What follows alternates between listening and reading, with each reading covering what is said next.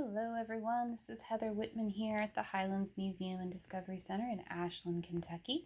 Today I'm going to take a look at some pieces out of our collection from our costume jewelry collection.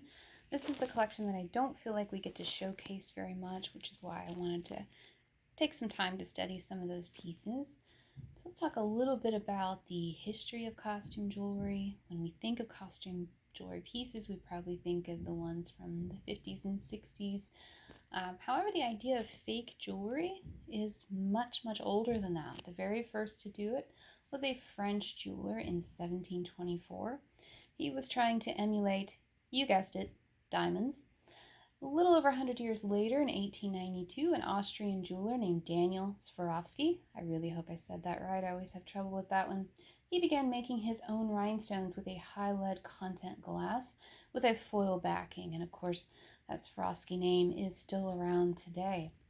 Now, until the 20th century, costume jewelry was meant to resemble heirloom jewelry. It was meant to look like something that had been passed down through the ages from family member to family member. It was looked down upon by some. They thought that costume jewelry was just for women that could not afford the real thing.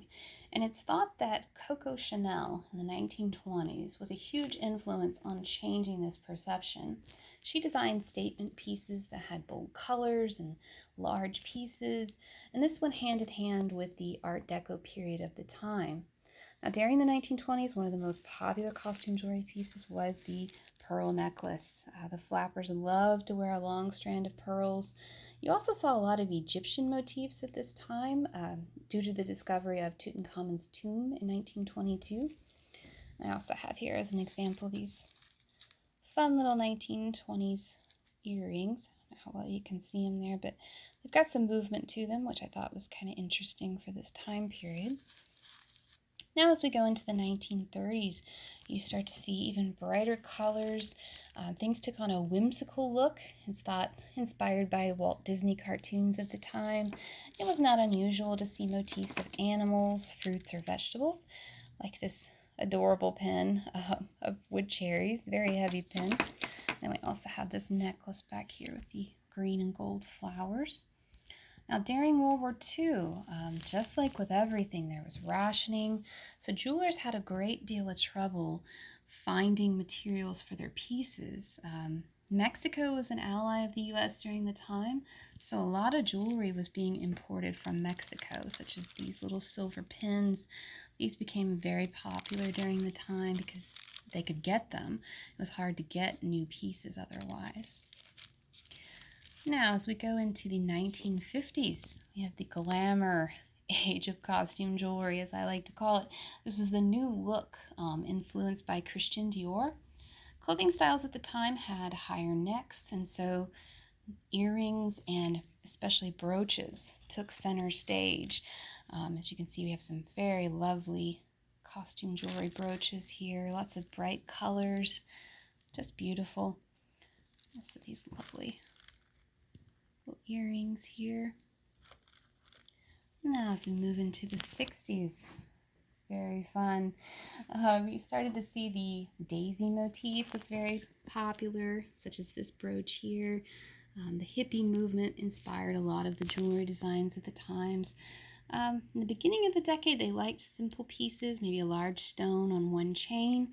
But towards the end, they started to look at more handmade pieces, a lot of macrame or ethnic designs that they made themselves, such as this really crazy collar that someone has made.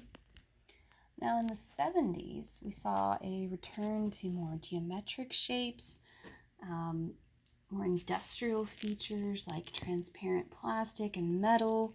We've got the two-tone metal necklace here. More simple designs like this little necklace with the one little square bead. Now, the 80s is our smallest collection of costume jewelry. Unfortunately, I don't have a lot of examples, but they returned to more whimsical designs like this little lamp pin.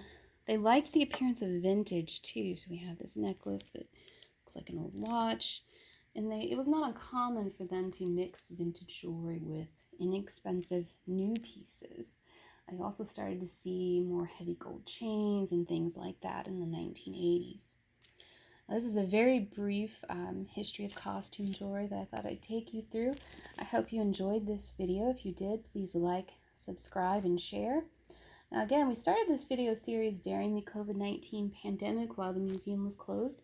I'm happy to tell you that during this video, we are now open once again. Our hours have changed a little bit from pre-pandemic, but we are here Wednesday through Saturday, 10 to 4, if you'd like to stop by and see us. I hope everyone is still staying safe out there and healthy. Please remember to wash your hands and practice social distancing. Anyway, guys, thanks for watching. Have a good one. Bye.